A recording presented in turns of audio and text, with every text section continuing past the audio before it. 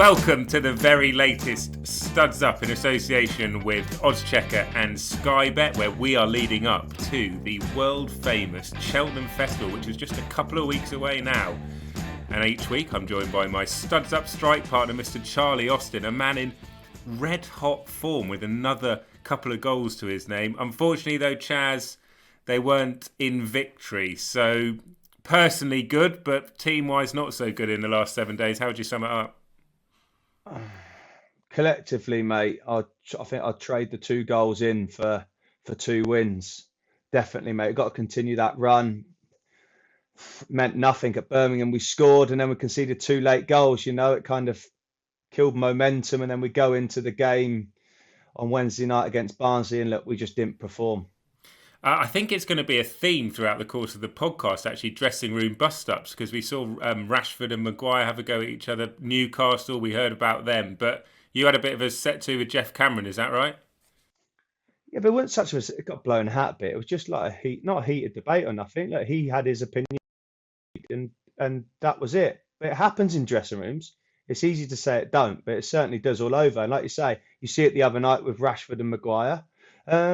And people that say it don't happen at football clubs are lying. Yeah, but speaking of dressing room, set-tos, if you like, in the Mail this week, meanwhile, some in the dressing room, this is regards to Newcastle and the news that came through there, some in the dressing room were annoyed when midfielder John Joe Shelvey gave an interview on a podcast last week in which he praised Steve Bruce. A source said it did not go down well among the players. They're saying John Joe looked like a hostage in the video, as if he was being forced to say it. Just to clarify, we didn't force John Joe to say anything. But look, amazing what you were saying, and we were discussing on last week's podcast, that you need to have a togetherness and a team spirit when you're in a relegation scrap. Something got leaked this week. It got played out in front of the media, which wasn't good. And that doesn't bode well for Newcastle, does it?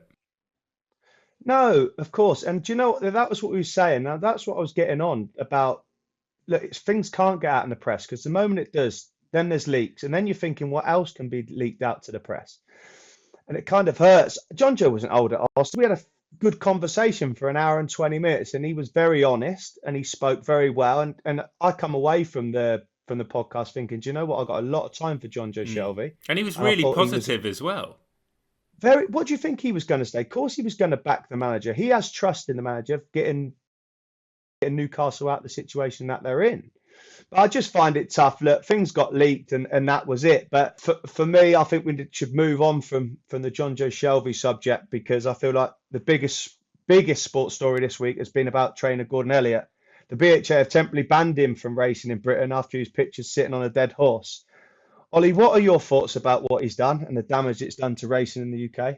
Look, I think there's a lot that will be played out over the next 24, 48 hours, depending on when people are listening to this. So we'll await news from the IHRB, the Irish Horse Racing Regulatory Body's investigation, which is unfolding on Friday. So we'll find out, I think, on Friday what the punishment for Gordon Elliott will be. In my lifetime, I don't think there has ever been anything that has happened in racing that has caused more damage to the sport than what has unfolded this week, and I don't say that lightly. I've really thought about it, and it is indefensible. You cannot justify what happened to anyone, racing fan or non-racing fan, and I think you hear sometimes in racing, you hear when sort of gambles try to happen and then you hear it, the headline afterwards, this does nothing for punter confidence and how does this look for racing and people will lose trust in the sport. Well, the reality in those situations is that the only people that are aware of that are people in racing. If you walked into the supermarket and you said, did you hear Barney Curley try to land a gamble? They'd all turn around and go, what are you on about? But if I walked into the supermarket now in light of what happened this week, and I said, did you see that photo regarding Gordon Elliott? I think 99 out of 100 people would say yes. And if you were ambivalent about racing beforehand or a non-racing fan, we will never get those people back into the sport, I don't think, because of this picture. And so therefore, there is a real onus on people within the sport to ensure that we listen and we improve as a whole to make sure that people who have lost trust in the sport feel safe and secure that racing is doing the right thing. And someone said very correctly that racing operates under a sort of social contract, that horses are looked after and cared for both when they're racing and in retirement. And that contract's been breached in the worst possible way by this image. And so I think it's really important, as I say, that racing is able to show moving forward that it is doing the right things consistently across the board to make sure that people who doubt racing now are shown what a brilliant sport it is, and that these animals that are just so wonderful, these incredibly athletic, talented animals, and show that they are really cared for. Because a lot of times, and this is the final thing I'll say on it, you hear the line, these horses are treated like they live in a 5-star hotel and what have you.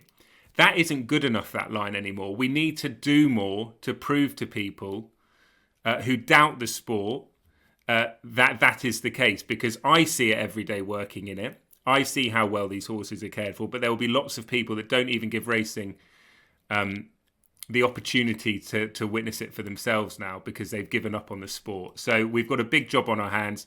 And the final thing I'd say, which is something that has been talked about on social media more recently, but people are criticising Gordon Elliott for not showing any empathy towards a dead animal.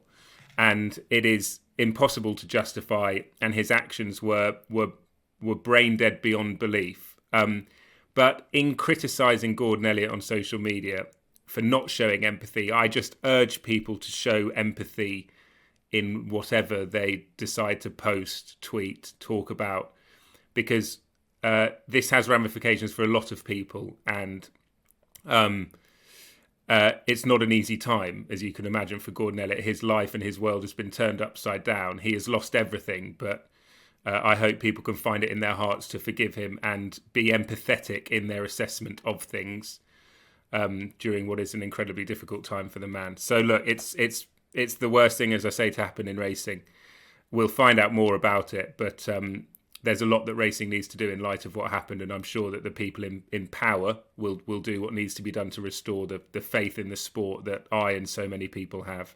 But look, should we move on, Chaz? Because we could be here all day talking about Gordon Elliott. I think. I hope that it's a really important topic, and I hope that covered it to a point okay, because we have got some great racing on the horizon. And look, on Studs Up, we build up towards Cheltenham, which is just around the corner. And as always, we're joined by a special guest from the world of football who has an interest in horse racing. And I'm delighted to say that we're joined by an absolute legend of the sport. His career, actually, Chaz, is a bit like yours, because he started off in the non-league game and then rose to the top of the tree. It's a big Studs Up welcome to Iain Dowie, who joins us in the Studs Up dressing room. Iain, thanks for joining us. How are you, mate? Pleasure. Very good. Good to see you both. Once again, Iain, do you know what? I was going through your career, and when I see that you started and got released from Southampton. Oh, Southampton, yeah. For being too small, is that right? Yeah, it's true. That's true. Yeah. Being too small. You went to I was 16. Yeah. What was you? And then when you went to the non-league. Yeah. How long was it till you grew? Like into a man or whatever. I signed pro after I finished my master's degree. So that was 23. I signed pro.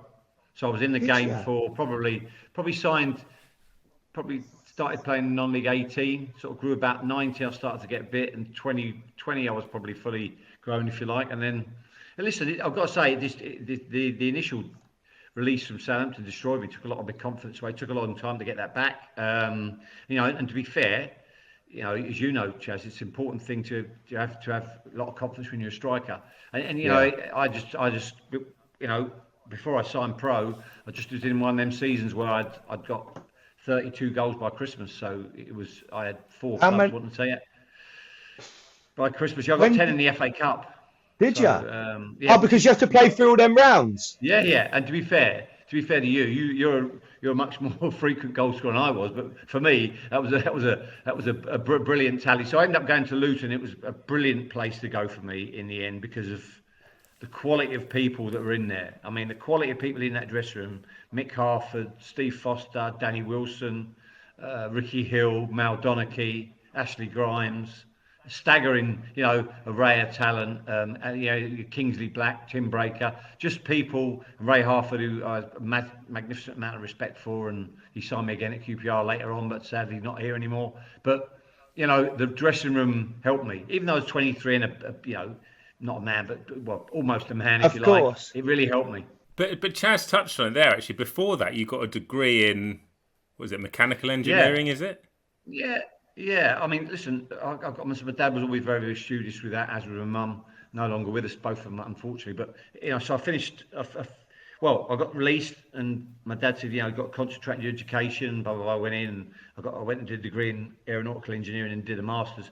And so I was working before I signed, I was working as a test engineer for missiles, and hence, I got a bit of name of the Rocket Man or whatever it was, and But funny enough, my mum and dad were from Belfast and, came up as a Protestant upbringing. And I scored last minute against, I think might have been West Brom or Norwich, I think. We won 3-2 at home, and I scored the goal in the last 30 seconds. And the headline in the Daily Star was, Dowie whips out his weapon to poking last gasp winner.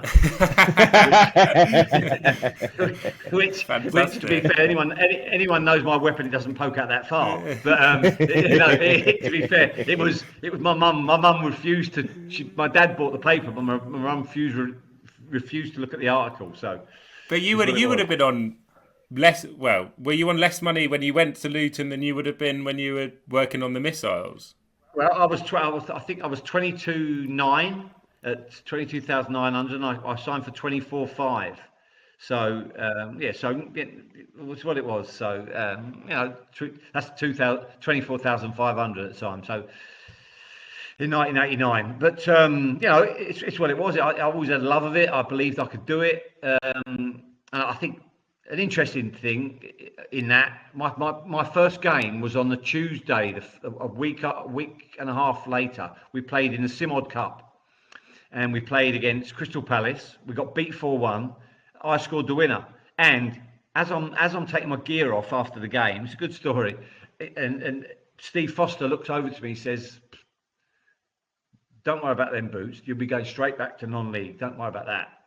So I put the boots in my bag. Anyway, I was going home at night when my mum and dad came to the game. But again, this was part of different era, Chaz. And by the way, Fozzie was not just good, incredible with me, amazing. So I'm driving back. My dad said, "What's the matter?" I said, "Just something's irking me." He said, "Well, what?" I said, "Well, Steve Foster said something to me, and he said this, and I just think I need to react." He said, "Well, what do you want to do?" I said, I want to smash him. He said, "Well, smash him. So I Thursday morning we play a game. Ball goes out to him. He touches it. I don't even think about it. He plays up the line. I smash him. And he got on the plastic. Boom! He jumps up, and the lads were all running over. And Steve Foster said, "You might have a chance, you." It was part of a little test. Yeah, a little education to say it's not easy to come here. It's a hard profession. You've got to be, they probably knew that I could put it about a bit. But, my view is, nonetheless, at that level, and as Chaz said, there were some players in there. There were big players, and it was really good. And from that minute on, he couldn't have been better with me. He was fantastic. It's funny you say that. It's funny you say that. I think that side of it, even now, mate, is gone out of the game. Trying to get a reaction out the younger lads now. I think you've almost got to have a different approach now, which is a sad thing. So I had it when it's coming, obviously, to Swindon and stuff. You want to prove yourself, but the only real way you can do it is by winding through someone. Do you know what I mean? That's the old-fashioned way. That's how you earn the respect. Yeah. Yes, mate. When you were coming through from non-league and you went into the professional ranks, did anyone say to you, like, you don't have what it takes, or you're this, you're that? Yeah, a few of them, because I had a pair of Copa Mundials. I was like Jimmy Grimble, beautiful. Mate. I was like Jimmy Grimble coming from when I was playing from Poole Town. And obviously everyone was looking at me like, "Oh, what's him?" I always remember doing a shooting session at Swindon, right? I was on trial at the time. I shot he saved it. I just ran up, mate. Ball, he must have about 8 yards out and walloped this ball. It flew straight past. If it hit him in the face, I promise you, it had knocked him out. Straight, he'd kind of give me the big stare. Now I realise in professional game, when you shoot, if the keeper saves it in the training, you just kind of move on from. But I didn't care. I was rough and ready, and I think that's what helped me go on for the next 2-3 years and build a platform. Do you know what I mean? That's insane. Great memories from your time at Luton, and it really sounds like a really good foundation for you. But from there, you got picked up. You went to Southampton. I think you went West Ham briefly, but then Southampton with Shearer, who Charlie has mentioned on this podcast, was his idol growing up, and Le Tissier. So when you're with players of that caliber, what are you now thinking? I mean, were they different class when you were? I mean, obviously we know them as different class, but Alan was young, and incredibly raw, powerful. Had a bullet of a right foot. Could you tell he was different though, even though he was wiry. You know, when you're quicker with the ball than without the ball. You know, Alan was one of them, and he remained that way. And I'm big friends with him now.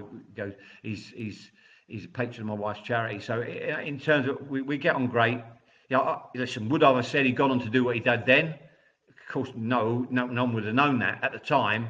But, what he had was a fearsome determination. Because I remember him actually, we used to have a thing called Terrorball on a Friday. It sounds bizarre now. So in Southampton, and Chaz will know, well, in the old Dell, there was a little room, not a room, it was a gym, but it was just a brick wall, and they had bars on it.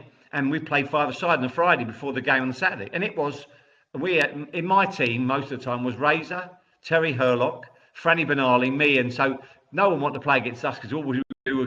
And it was. I've got to say, I remember Paul Rideout and Alan Shearer had a little bust up. And Alan bumped him, after the game they went together and Alan bumped him into the wall and he smashed his head against his head, was pouring with blood because it was normal brick wall. And that was Friday preparation. Before the game, we played with, and the lads loved it. You couldn't not do it. They wouldn't have had it. It was part of what we did, and there's some fantastic people there. Le Tissier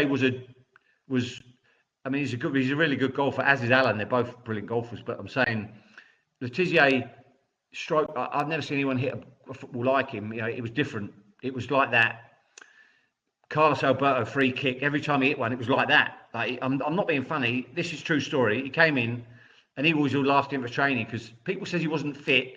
That's untrue. He was a good athlete, Matthew. And a great lad. But he'd come out maybe at 10:30 as we start training. He'd throw a ball and it'd bounce on the halfway line. He said, "Where do you want it, lads?" We'd all say crossbar. He'd hit the crossbar for 3 out of 5 times from the halfway line.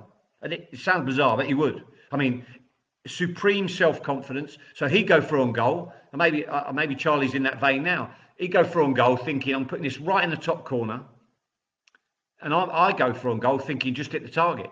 He didn't care if he missed because he had supreme confidence in his ability. And do you know what? Like, you think someone like a Phil Mickelson short game, he had that with his feet. We used to go in the gym. We used to have this. We drive a ball against the wall, get back, control and finish. He was so relaxed. It was so fluid. He was so, and some of the goals he scored, and you see the Newcastle one, I head a ball behind him. He back flicks it over his head, flicks it over a defender, then side foots it into the net. He's one of the best balls. Well, he's the best ball striker I've seen. Up close, and because Tim Flowers, before he went to the big move to Blackburn, and no one could beat him. He was outstanding. He couldn't touch him. He'd start that ball outside the post, a yard or two, and hit it with so much power, but effortless power, and it would go right in the top corner. It's unstoppable. It's just natural. Was there anyone you played with, Chaz, who's sort of that graceful with a football? Yeah, James Ward-Prowse. Really? Sure, yeah. Honestly, but this is he practiced every day. Every day I was there with him for 3.5 years, and I reckon for 3 years, throughout the whole time, he practiced every day. A bag of balls down the bottom end, 4 mannequins, up and over the wall, constantly. And then it's no ways that he's doing it, that he's been doing it this year. Do you know what I mean? He's adding goals to his game, but the corners he puts in, do you know what I mean? Wide free kicks, unreal. And now, if you give a free kick on the edge of the box, it's almost like a a penalty to them. He's got that much ability. He can go up and over the wall. He can go to keeper's side, whatever. For me, he's the one that does that, mate. He definitely. We'll touch on the best player and the biggest influence in the Studs Up hat trick, which we do each week, Ian, as you know. But we'll also get Charlie's rant. So we'll touch on more of the talented players you played with. But just as we sort of whiz through your career, it seems that hard men or hard teams, I suppose, was sort of a part of your CV, because at West Ham you had Julian Dix and players like that, and I mean, I remember Julian Dix with the sort of left foot that he had and taking penalties and whatnot. But was that something that a culture that you thrived in, that sort of tough, tenacious football environment? I thought you'd going to bring up some Brazilians to compare me with. Listen. Clearly, what it was is, don't forget at the time, you talk about the best teams at Arsenal. You go there, I'm not being funny. They cleared you out. The ball got up to front man's feet. Tony Adams, my first ball up to feet. I know what's coming. He's going to smash right through the back of me. Steve Bold, no doubt, and try to hurt you. That's part of the what it was. So I think everyone had some brutally tough players. There's a load of tough players I played with. Dixie was the same. I mean, Dixie had great left foot and great quality. Me and him became really good friends. But we had, midfielders, technical midfielders who were really gifted, couldn't not put their foot in. There was a very few that couldn't put their foot in them days. So do you think those players could survive do you think a player like you could survive in the Premier League now? Do you think a player like those sort of hard men, or has the game completely changed, do you reckon? I think the game's changed a fair bit. I mean, listen, I watched Chaz play the last couple of games. He what he does do, that, not being rude, that to overcome this, he's not as quick as he once was. He uses his body incredibly well, and that is. He stands in areas where in our day you attacked. First thing you did was the first ball when come up, you lay the marker down. If I win the header, the centre half's going to whack me. If he wins the header, I'm going to whack him. That was what it was. So I think now that's Ian. I think now, as much as that's in the game, it's not, because you get booked and it's a soft foul and it is a foul. You miss time one. Like if Tony Adams here and belts you, like he might just say, like you just think, right, I'll give you one back. You give him one, etc., etc. Now it goes the other way. Now it's all about what's the ref? Did the ref see it? The linesman see it? VAR? Do you know what I mean? Any kind of stuff. So I think I had a season one year where my expected stitches were about 2.5 a game. You know what I mean? Never mind them anymore. Yes. But they didn't have expected goals, did they? It was expected stitches. That's fantastic. Of all the hard men you played with, who would be the first name on the team sheet, whether it's a five-a-side match or the sort of for a scrap in the bar afterwards? And who I playing against? Play with or against? Well, with or against, actually. You must have come up against some pretty hard men. Listen, I played with it for and against Alan McDonald, who's no longer with us. He was a great lad. And Mick Arthur's right up there. He could hold his own, couldn't he? Yeah. I mean, listen, Franny Benali, in terms of fearsome, rattle you in a tackle. Listen, I didn't see a lot of fighting with Franny, but Franny was fearsomely, and Dixie would cut you in two. I'd probably Mick Kennedy was one of the worst I've seen. He'd top you. I mean, listen, not being well. Listen, this is true story. He signed for Luton in the season, and Graham Rodger had been there a while. He done Graham Rodgers' kneecap totally in training, and he's one of his own players. Seriously, Graham Rodger missed 4 or 5 months of the season. Not immediately. Mick was just, that's the way he played, and was a good player, Mick, as well, but just a nasty piece of work. Had that ability to top you. He could top you. So in terms of nasty intent, Mick Kennedy. In terms of all-round toughness, well, Mick was up there. I mean, Kevin Moore, who's passed away from Southampton, was a tough lad. Headed the ball. We played in the Simod Cup final against Forest, and he blocked a header on the line with his head. So all types of different toughness. But Mick as a physical who'd go to war with people. I've seen one of the best ones I'd seen was him and Martin Keown go toe to toe, which was a real battle. So I mean, there's loads of mystical lads that I never played with that were scary, tough. But Mick was certainly right up there. Who's the hardest person you played with or against, Chaz? Richard Dunn. Really? Really? Richard Dunn, yeah, he was. Do you know? I played Richard Dunn Quick as well. Yeah, do you know what, Ian? He don't get a lot of credit for that. Massively underrated. Yeah, honestly, at QPR, mate, back obviously that man could shift. Big size 11 Puma Kings. I didn't want anything to do with him on a Friday, day before a game, mate. Nothing to do with Big Dunny, but he was someone that wore his heart on his sleeve, mate, when he played. And like you say, probably didn't get the credit that he deserved, really. But for me, I thought he was fantastic. One of the hardest people I played against, yeah, for sure. Right, let's just move on to some of the other sort of more infamous moments in your career, Ian, if we can, because I've got to ask. Oh, you can. I've got to ask you about a goal that when I researched this show, right, I type into Google and YouTube the names of our guests, and I typed into YouTube and do you know what the rest of it come up with? Iain own goal. Yeah, Iain Dowie own goal. So I watch it, right, and I go, well, how bad could it be? Right, clear this up for me. And I'm sorry for having to ask this, but did you think you were heading into your own goal? No, I wasn't. To be fair, it's some finish. No, hold on, no. Unsurprisingly, I was going for a goal trap, which is not unusual for me. Chaz doesn't have that too often, but I'd gone about 6 or 7, 8 games without a goal. Anyway, I go up there, and it's a windy day, and I just get it wrong, hit it off the sheriff's badge, and I blame Ludo Miklosko for it. But anyway, it's my fault. What about management? Because you managed, Ian, in an era when there was Mourinho, Fergie, Benitez. Yeah. I mean, what was it like being on the touchline in that era? Very good. All of them were very good with me. Well, we were sort of in a bit of a Benitez. We nearly got Salif Dow and a couple of people when I was at Palace. It never quite happened. I was discussing with Benitez he was very good with me. Sir Alex was amazing when we beat them. I played a couple of times with them. They beat us comfortably, but I beat them up there at Coventry. So we beat them 2-0 at Old Trafford, and there was 75,000 there because it was a cup game, and he was fantastic with me.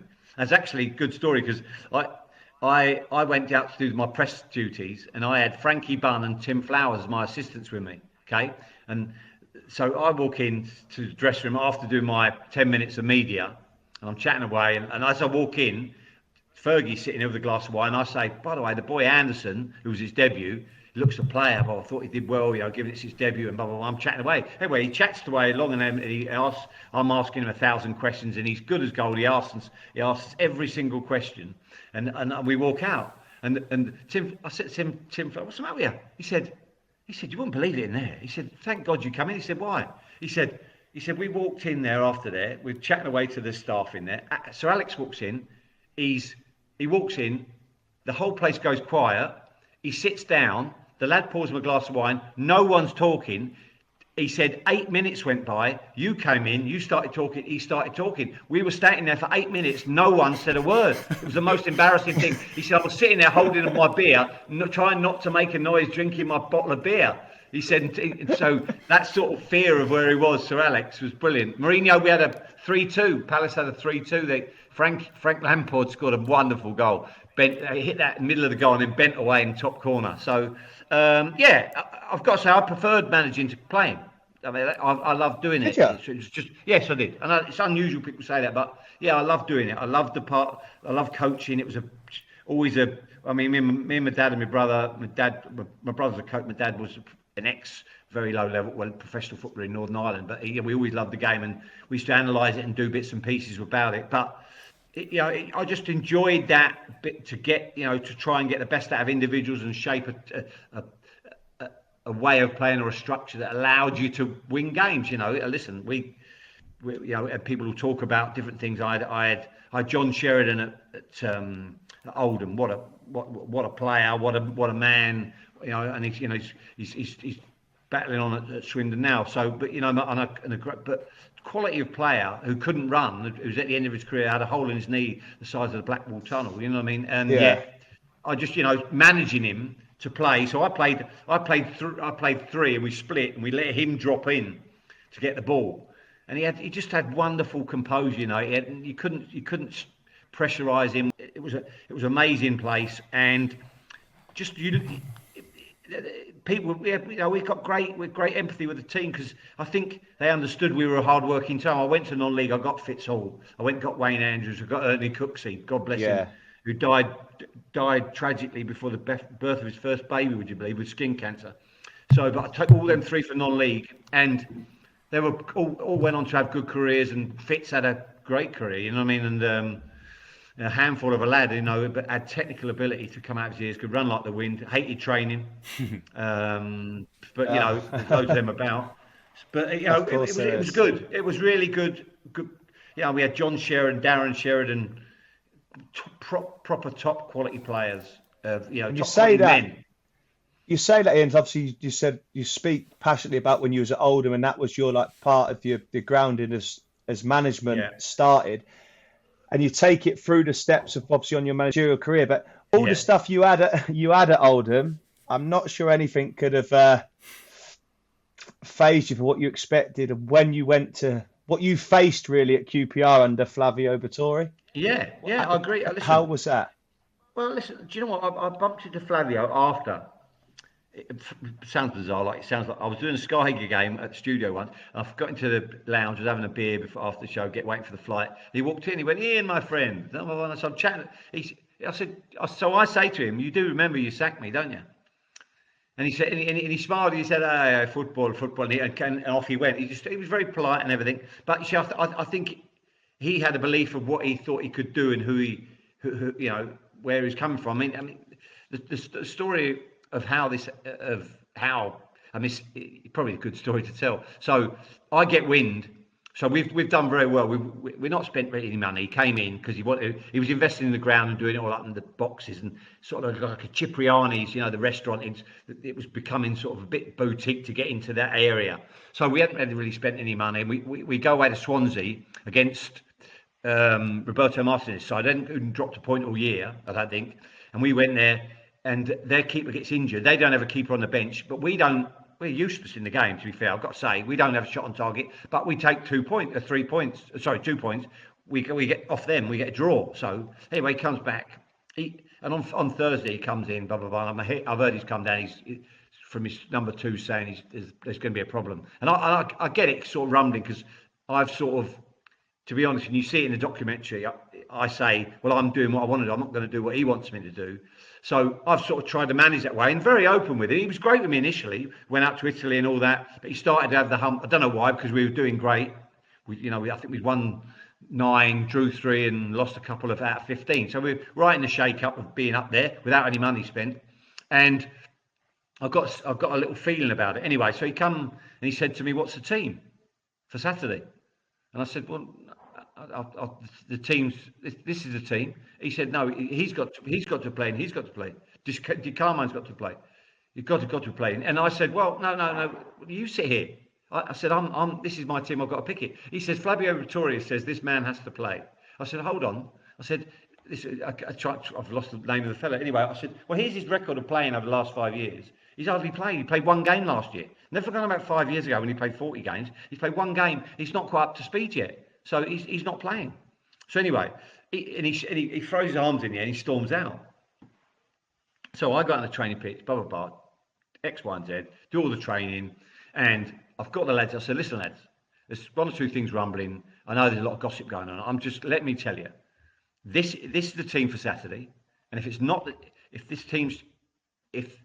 in any way this team is changed, I won't be here. So I'm just saying to you, that's the team. So this is the team for Saturday. If any changes to this team are made, I won't be here." And so as I walk, Gavin Martin pulls me, who's a great lad, says, "Gaff, come on, the lads get on great with you. Play the lad." Play Tomasi and leave me out. I said, "Gav, I can't do it." I said, I think you're better than Tomasi at the moment. I said, so it's not just saying it to you. I said, I can't do it, because if I do it once with you, then I've lost it all. I can't look you in the eye. So as I walk in, he's waiting for me with his sidekick. Who, Briatore? So yeah, Briatore's there, and he's big. He's 6'3". So he says to me, "Ian," his sidekick says to me, "What's the team?" I look at it and I said, "I've told you the team." And he nodded to his little sidekick, and his sidekick went like that. and handed me a gardening leave letter. And he went, excuse my language, he went, now, fuck off. So I say to him, why don't you tell me? Why don't you F me off? So we're like sort of these big way off. Not, but I thought because you're angry, I'm staring at the eye like that. Anyway, he ends up walking away, and I go in the dressing room. I call the lads in. I say, listen, this is what's gone on. You've been brilliant. Don't stay professional. Do what you've done all through. You worked your bollocks off for me. Excuse my name. You've been brilliant. Look after yourselves and go. So I say Tim Flowers. I said, well, listen, Tim, sit in situ, blah, blah. He said, no, I'm out. Can't have that. So we're getting out of the car. As I drive out, his sidekick, I can't remember his name anyway. He waves to me, and he's always been good with me, sidekick, blah, blah, blah. So I said to him, so he said, Iain. So I wind down the window. What is it? Thinking he's going to say, I'm so sorry about it all. He said, when can we have the car back? He said to me, when can we have the car back? I think, Jesus Christ, I just zipped out the window and just drove off. It just shows you. But, listen, I wouldn't have changed much I've done there.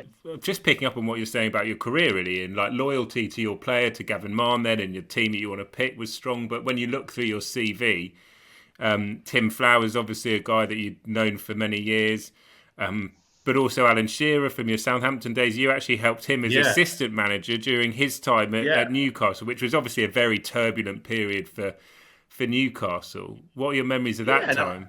Well, listen, I've got to say, a magnificent football club. I've got to say, I'm not one of the.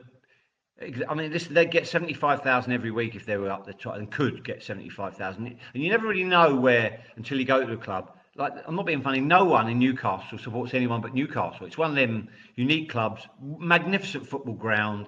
Of course, the training ground, all that could be better, but it's bearable. Just a mass. I mean, when we beat Middlesbrough, and sadly that put Gareth Southgate's Middlesbrough down. And I was a mate of Gareth and playing at QPR, at Crystal Palace. So, and he's done a magnificent job with England. So, brilliant for him. It's the noise when we went 2-1 up was just beyond anything I've never heard noise like that. I mean, listen, I've been in some really volleyball stadiums. You think about Severe and play when I played internationally. The noise when we got that second goal was just like something I've never heard and never experienced before, and that will live with me in the moment. Now, in the end, we had a load of injuries, and we got injuries to Michael Owen and everything, all that sort of thing. We never had any goal threat, and in Villa away, we were really poor in the game as well. I've got to say, didn't get going at all. But anyway, in the end, that didn't work out. But if you ask me honestly, I thought I'd seen a lot of minerals in Alan. The way he wanted to go about it, I don't whether he'll go back in or not. I don't know. But at the time, he did a lot of good things. I mean, he's a staggering. The way he talked in front of the players about being his club was very, very moving on the first day to anyone. And so, he wanted to be accountable to him.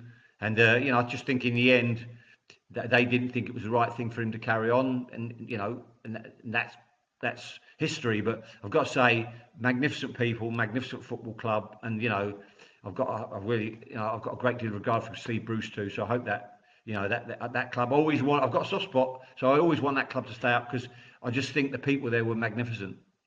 Do you ever think, Iain, that would you want to go back into management, coaching style, or do you think you do want to, mate? I love it. Are you putting your CV? How does it work? Are you putting your CVs in for jobs? Yeah, you do the odd time. I mean, I've had a couple of little inklings of some different things. I had one that a lad asked me to go, and it was a team it was South Africa anyway. I can't think of the name of it anyway. But I looked on the website, and at the end of the season, this was in the new season. At the end of the last season, the away fans righted the pitch and burnt out the dressing room.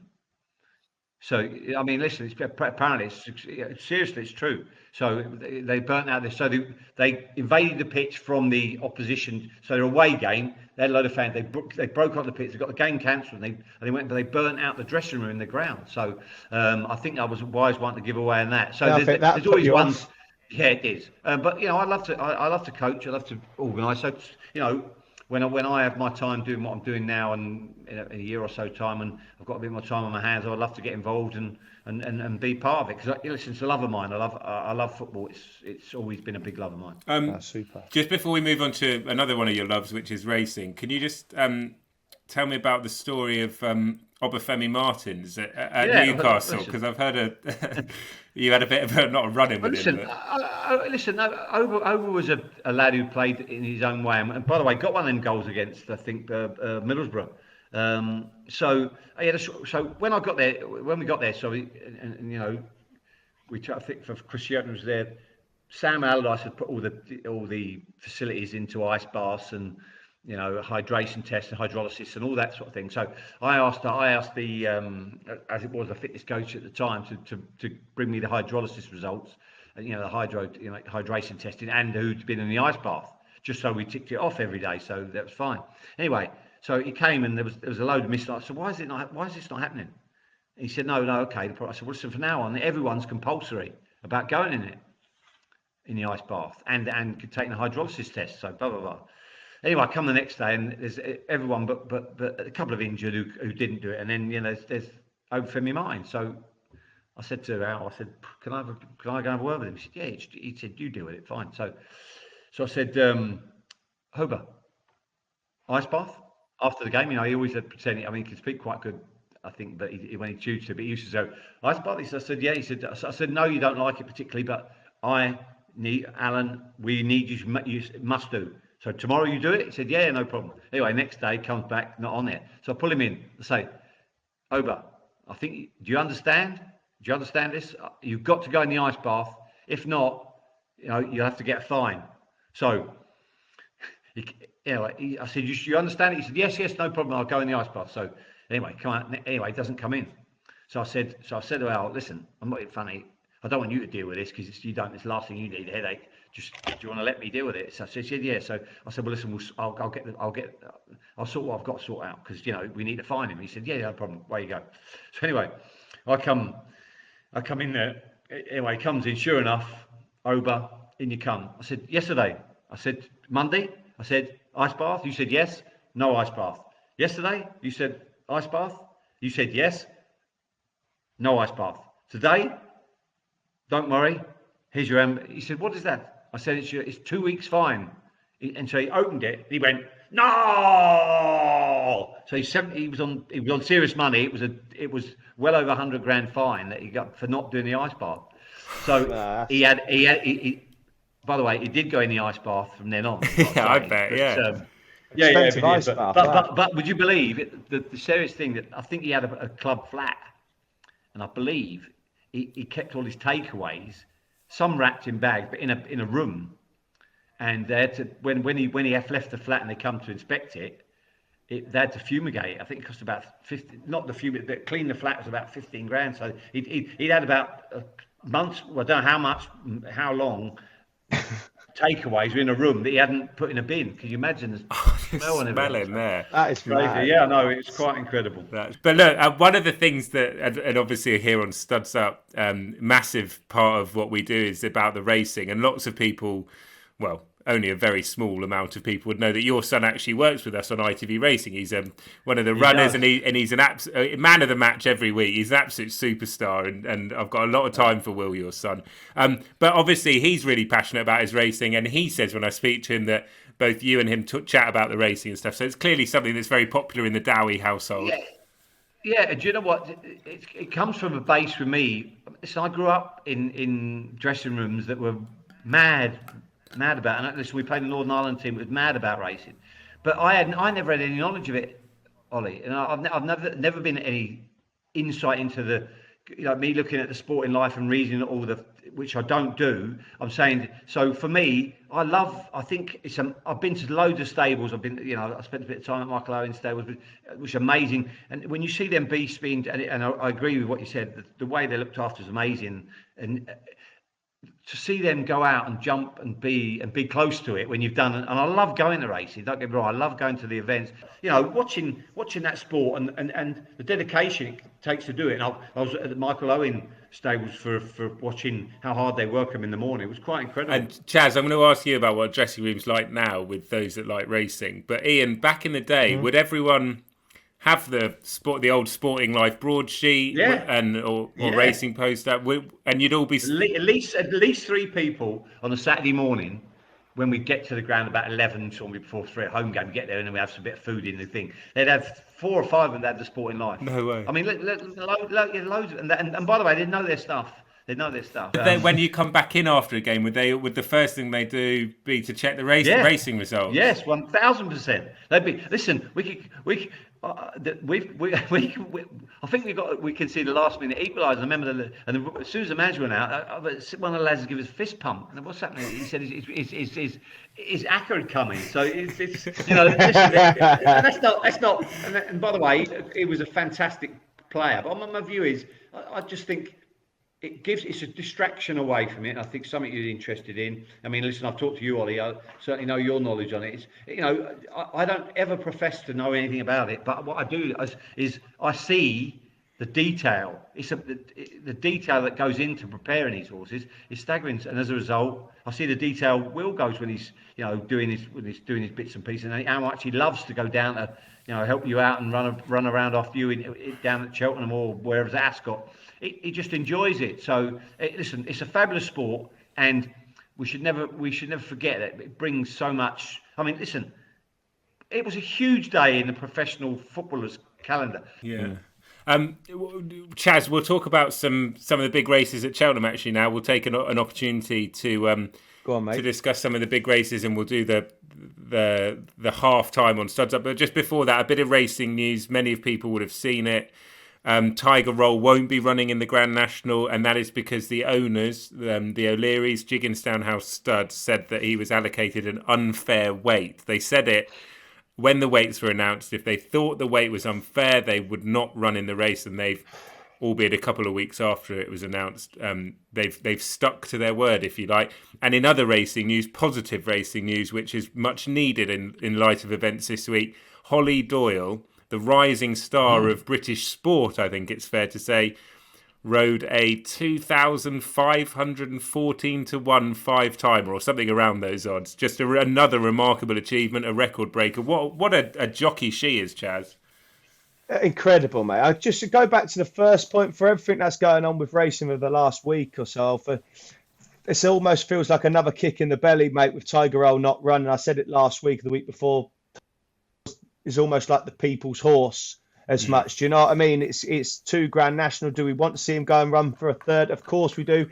If he never made the third, if he got on the track and didn't finish or whatever was pulled up, then yeah, I think the people would be fine with that. The fact he's not even done up is a big disappointment, a big bitter taste. I think it leaves in racing fans' mouths. And then you have Holly Doyle, a racing superstar on the up, 5-timer, fantastic. Yeah, she really is. She could be champion jockey this year. Let's just take a quick look at the champion chase and the Stayers Hurdle, a couple of races at Cheltenham. I'll give my views as well, but I just want to win it from you, Chaz. Chacun Pour Soi in the champion chase, one of the big races coming up at the festival. He's odds on, and many people think is a good thing at the festival. Do you think he's a good thing, Chaz? He oozes class, mate, don't he? Let's be honest. He goes over them fences and just think, he's just going to take Altior to put all his might to win the race. I'll tell you what it would be like, mate, and I would love it to be. Remember when Sprinter Sacra won the champion chase after coming back? Yeah, that was amazing, that. And probably my best day on a race course, that. And beat the Willie Mullins horse. Give it to me, Al. So poor, I don't know that. Right on your toes there. Duvan or Vitor? Duvan? No. It's the blue colours, remember? Oh, Underso, yeah, sorry, mate. Sorry. Yeah, when he beat Underso that day, do you know what I mean? Kind of Sprinter Sacra marched up the hill. I'd love it if Altior done that on Wednesday, but I'm not sure. I just think Chacun Pour Soi is in a different league now. There is one thing that I would flag up for punters with regards to the champion chases. I'm not convinced that Chacun Pour Soi finds a great deal off the bridle, and I think Cheltenham is a very different test given that unique uphill finish to the courses that he's raced in Ireland, or certainly it's just a completely different test for him. So I don't know. We say a lot about the Cheltenham Hill and you need stamina and what have you. But if anything is to beat Chacun Pour Soi, I think it will be in the last 50 yards where he's sort of running a little bit on empty because he's clearly very good. So out to your guts it out going up the hill? Well, that is the scenario in which Altior beats him for sure. Look, maybe Chacun Pour Soi is just a much, much better horse than all of them. And I think on the evidence we've got this season, he almost certainly is. But if we're talking about whether we want to be backing a horse at 4 to 5, 4 to 6, you're better off looking for the holes in his sort of armoury as opposed to the ways he will win. Because I can find lots of ways he will win, but there is also a way in which I can see him not winning. And when you're looking at horses, that's probably a sensible way to play it.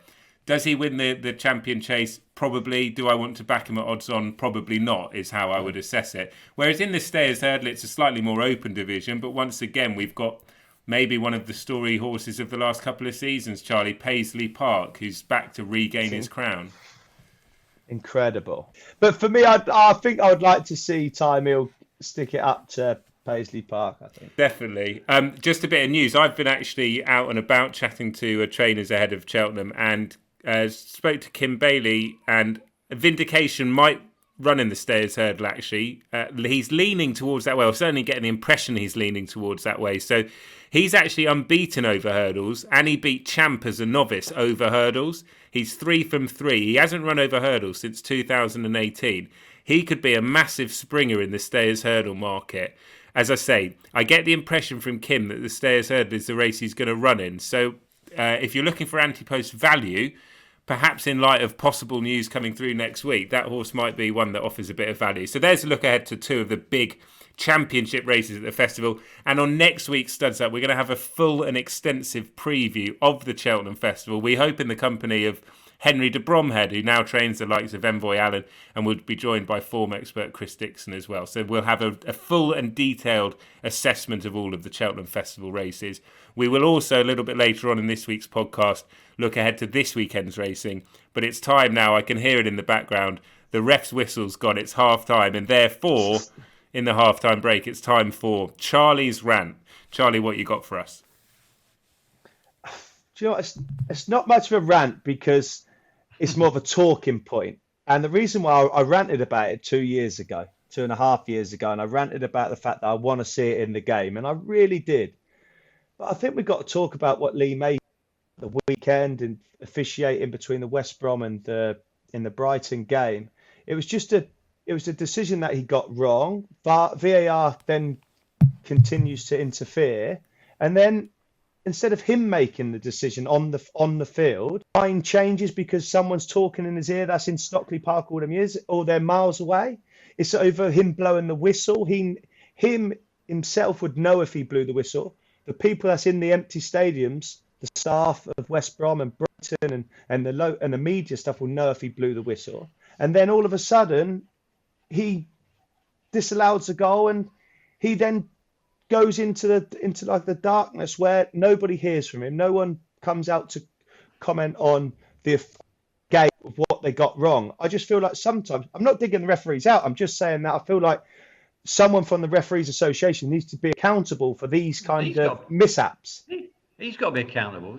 He blew the whistle. Do you know what? I saw a clip, an online clip, right? And it was from some nonsense Sunday League game, but they mic'd up the ref and they mic'd up one of the managers. And he went over and the ref went, "Oh yeah, no, I think you're right. I got that wrong." And the manager and the fans and the players were all commenting very favourably, going, "Well, it's quite nice to see a ref put their hands up." Do you, Ian, as someone who's been in the game a long time, various different levels, both in management and on the pitch, do you think if referees came out and said, "I'm sorry, I got that one wrong," in post-game interviews, definitely, it would be better? Yes. Listen, I've got to say, I'm not the greatest fan of Lee Mason as a referee anyway. That is, I think referee-wise, I am digging him out. I don't think I don't think he's very good. But yes, I think they've got to come and get things wrong. I think they rely too heavily. You know, my view is, I think VAR is helping them a lot. But you know, listen, he knew he blew the whistle. He knew he blew the whistle. And if you hear what Dunk says, and I don't think he's made that up. No. He said, "Go ahead" or whatever. So Dunk's, and by the way, if they've got the goal, he's given it. And now has reversed it because I think he's embarrassed about what's gone on. I mean, listen, the whole scenario is very unfavourable. And, you know, my view is, I don't think it's any good him coming out and saying sorry after the event when the goal hasn't been given. You know, that doesn't help. I think I would even have more aberration if he'd said, listen, I did blow the whistle and said, go ahead. Actually, I shouldn't have done. I got that wrong, but the goal's been given, so I've got to stay with it. He doesn't do either way. And as a result, he gets himself in a horrible scenario where they end up, you know, and also they end up losing the game. It's a bit of pill to swallow. But there's a lot of good referees out there, I've got to say. But I don't think Lee Bason's one of them. Right, that's rant over for this week. But one of our other halftime features is that's quite quiet for Charlie, isn't it? That's quite quiet for Charlie. He's normally more ranting. No, that was it. He's mellowed. He's mellowed since he's done Studs Up. But we do the Studs Up hat trick. So quick fire with you, Ian. Who's the best player Who's the best player you've played with in your career?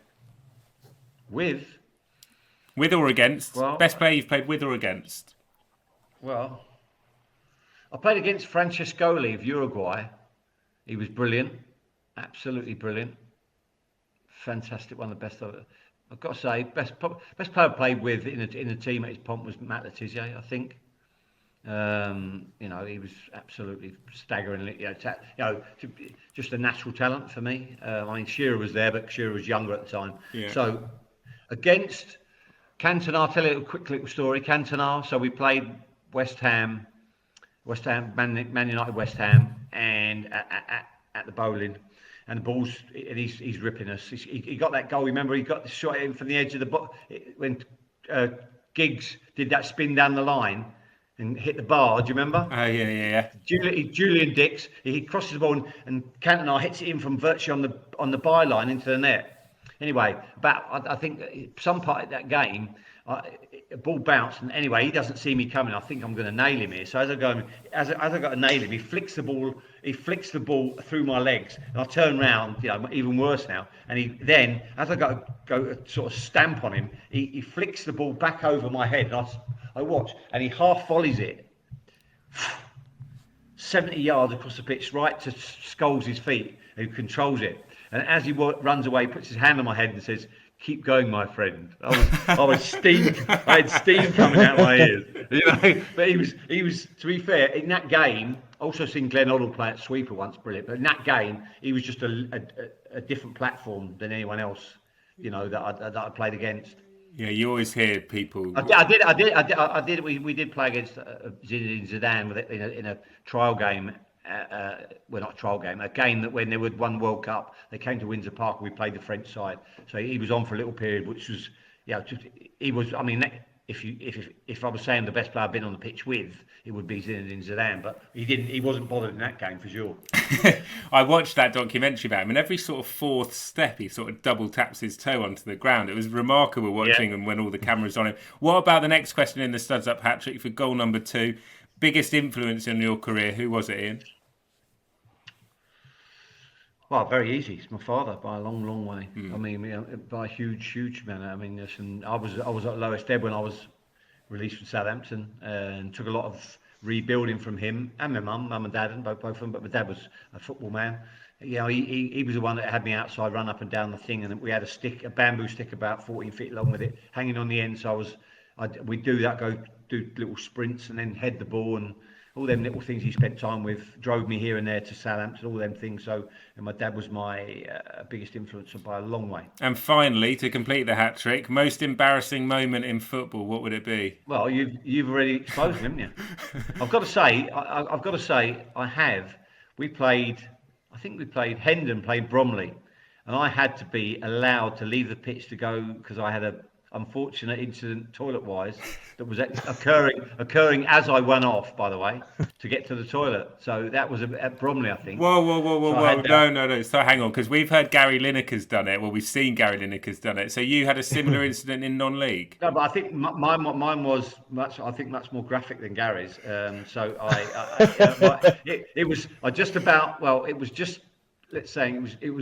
it was coming down below the short line as I got into the tunnel. So it was a real serious emergency. But the own goal is definitely, is one of the most embarrassing moments of your life, and rightly so. And people, listen, you can't anything but smile at it. Looking back, of course, it wouldn't smile at the time. It was heartbreaking at the time because I'm a West Ham fan. But looking back, it's an incredible own goal. So, outside the toilet with Hendon, the toilet issue, I'd say it was probably the own goal. Do you know what's going to happen now when we type in Iain's name into YouTube? There'll just be this clip.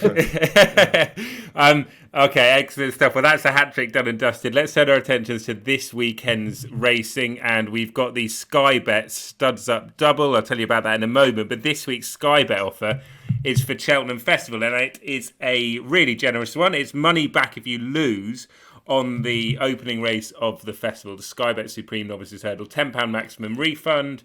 There are a few terms and conditions which the devilish producer that is in my ear throughout this tells me I have to read out, so here we go.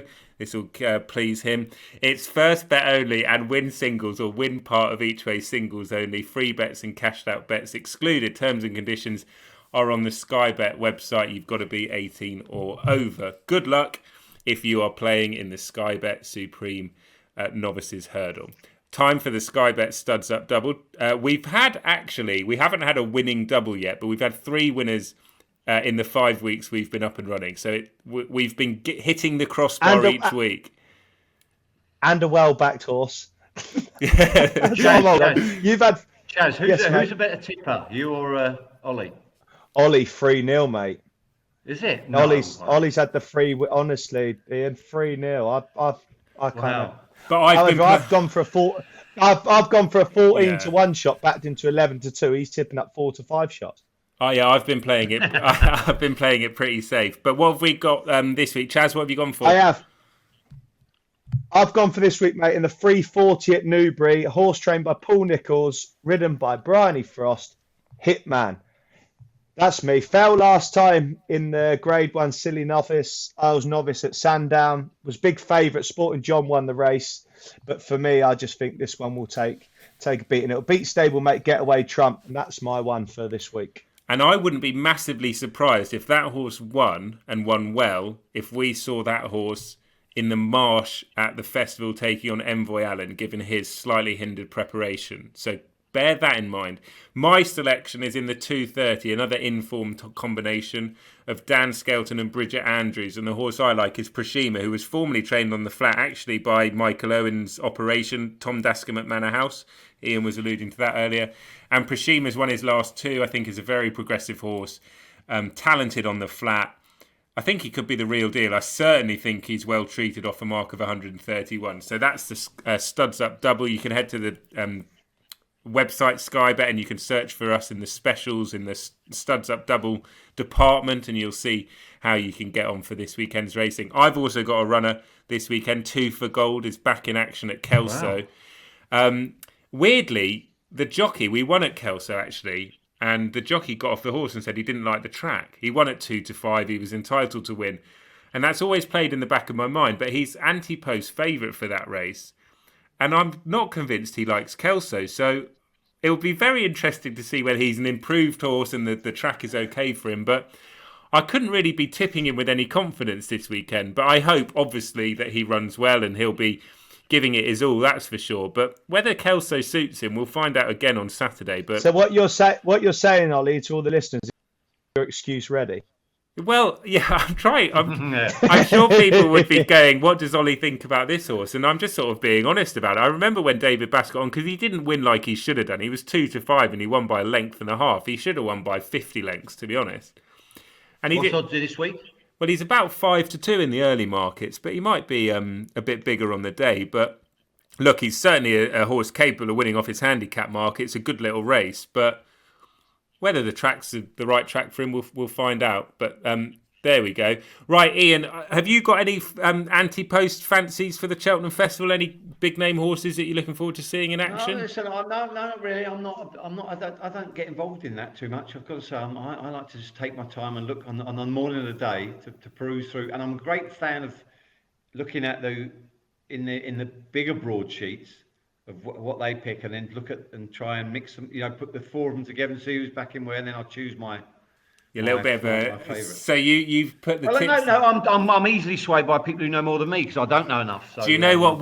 Do you know if has Will backed anything, your son, or has he got a strong fancy? I think he definitely has. He's texted me today saying nothing better than getting a bonus ahead of Cheltenham. So he's obviously got a boost bonus. He hasn't told me what it is yet. He keeps secret in case I put money on it. You see, so but that's where it is. Well, do you know what we have had in the Studs Up guest list, if you like. They've all given us a horse for Cheltenham. Ali McCoy's went for Royal Pagaille, right, in the Gold Cup. But we're going to change that because I think, looking at the markets this week, Royal Pagaille's been well backed in the National Hunt Chase. So do bear that in mind if you're wanting to side with Ali's selection. It's more likely, I would think, that he goes to the National Hunt Chase. Charlie Adam gave us 2. Envoy Allen and Haskari at 10. Jack Cork was very strong on Kilcruit in the bumper. Stillian Petrov went for Aplutard and Kemboy, both in the Gold Cup. And John Joe Shelby went for Kilcruit in the bumper. So there's 2 selections for Kilcruit, and Soaring Glory as well in the Sky Bet Supreme Novices, which features in the offer this weekend. Can I give you a horse, Ian, who I think is an absolute... Yes, you can. I love that. That's good. I say certainty. But Ollie, trust me, I will hunt you to the end of the earth if it doesn't win, so I'm going to back it. Hearing your hard man stories, I definitely don't want to get on the wrong side of you. Yeah. But I know I was bigging up Goshen in the Champion Hurdle the other day, but it's a race we looked at in detail here on Studs Up in the past. I think the more I think about it, the more I think Honeysuckle is going to be a really, really hard to beat in the Champion Hurdle. So Honeysuckle in the Champion Hurdle is the horse that I'm going to give you for your Cheltenham fancy, if that's all right. That's my nickname, Honeysuckle. The Missile Man, Rocket Man. Actually, if Rocket Man does ever run at the Cheltenham Festival, we have to get you on that. Get you on there. Listen, that's terrific. Chaz, where are you this weekend, mate? What you got coming up? We've got Bristol City Saturday and then Wickham on the Tuesday. We need to win, mate. Tough game. Bristol City have won back-to-back after changing their manager. Nigel Pearson's in there. We know it's going to be tough. One of our games in hand is in midweek against Wickham. That's also going to be tough. They're fighting for their lives. Look, we need to get back to doing what we was doing before the week we've just had, really, mate. 14 games to go, and there's still plenty of improvement left in the team. Although if you don't start picking up results, the teams below you will will drag us into a situation that we don't want to get in. So, do you think you can get in the playoffs, Chaz, or not? I asked him last week. He had a go at me, Ian. I did have a go at you. I did. Not that, but it'd be nice, Ian. Of course it would. But I think these 3 games that we've just played has probably hindered that and kind of stopped that. Yeah, sure. But can we get to 10, 9, 8 for the position of the league? Nothing's really stopping us. And QPR fans will want to know that you and Jeff Cameron are back on each other's Christmas cards list. Is that all sorted? Yeah, we kissed and made up and give each other the COVID fist. Yeah, the happy days. We're back. Listen, me and Fran Bernard had a big punch up on the training ground one day, and the lads were like, sort of their eyes were wide because it was a proper full blown tear up. But listen, afterwards we had a lot of love for each other. It's what it is. It soon calms down and passes over. Listen, it's as you say. Hot-headed people. It's all part and parcel. That's the one thing from speaking, like the way footballers are able just to deal with it on the training ground when the adrenaline's up, intensity's high, put it behind you, and you as soon as you get in the showers or in the dressing rooms afterwards, you're changing rooms afterwards, you're shaking hands and your mates again, which is great. Listen, Ian, you touched on it earlier, but there will probably be some managerial changes coming up at the end of the season, I imagine, indeed, perhaps even before the end of the season. But is it something that you're actually going to do? You're going to be sending CVs in, ringing up chairmen and saying, look, I'm about. Well, my thing is, I'd like to, my view, I've been out of it a while now. So, maybe the coaching role will be something, probably an easier way to route in now. But that's just the way. Listen, would I love the coaching job? Yes, I would. But, and I look at decisions being made. Listen, I've said this on air, so Frank losing his job is a terrible thing for me for football in lots of ways, and that's not criticism of Thomas Tuchel, who's done a great job since he's come in, but Frank, you need time to develop managers. And I think it's not a club to develop that because they expect it to success. But that decision saddened me, and I hope Frank gets back in as soon as he can. He must get back on the horse because he's done some really good things at a couple of clubs. So I think there's a manager in there, and we want players to great players to become great managers. That'd be ideal. We wouldn't like to see Frank in 10 years' time being manager of England. Imagine how good would that be? That's with his career, that'd be the ultimate, wouldn't it? So my view is it's not an easy thing to do. It's very stressful, but I love doing it. And coaching. And listen, of course, I would go into if someone offered me a head coach's job and I thought it was right, I would do it. But at my stage, in what it is, you've got to be realistic. So when I get the opportunity, and I'm busy with this job now that I do, I'll get back in the coaching setup, and I do it for nothing because I love doing it. That's great to hear. Listen, you've been a wonderful guest. Once again, we've had technical issues. I cannot wait for the day when we're able to all record it in each other's company. But thank you so much for your patience, for those incredible stories, and for honeysuckle as well. Honeysuckle, exactly. And don't forget, that is the biggest bag of crisps I've ever seen eaten in 5 minutes before we go on air. It wasn't 5 minutes, it was an hour whilst we fixed our technical issues. I had to do something. Listen, good luck to Chaz as well. Have a good rest of the season. Tell Mark I was asking for him as well. So I will do, Iain. Thank you very much. I appreciate that. I appreciate your time. Thank you. And guys, that was my technical fault. I tell everybody, all the listeners and stuff, I can only apologise once again. Chaz messed up. No. Listen, we got it done, and that's the main thing. And we thank all of you that are liking, subscribing, rating us on the podcast platforms that you listen to us in. And there are loads of you that are doing it. The numbers have been exceptional. So tell your friends, get everyone listening to Studs Up ahead of Cheltenham. And that is the one thing, and this is what I would say to wrap up this week's episode. This is taking us on the road to Cheltenham, and we have some technical setbacks, and racing indeed had its own setback this week. But there will be no finer place to showcase everything that's good about the sport of racing than the Cheltenham Festival. And I hope that you are as excited as we are all here on Studs Up. Next week, we'll have a full, extensive preview of what is a magical sporting event. And we will hopefully find you plenty of winners that will include, for this week's special guest, Iain Dowie, honeysuckle in the champion hurdle. A huge thanks to you, Iain. Thank you to Charlie Austin. Thank you to everyone who's tuned in. We'll see you next time on Studs Up. Take care.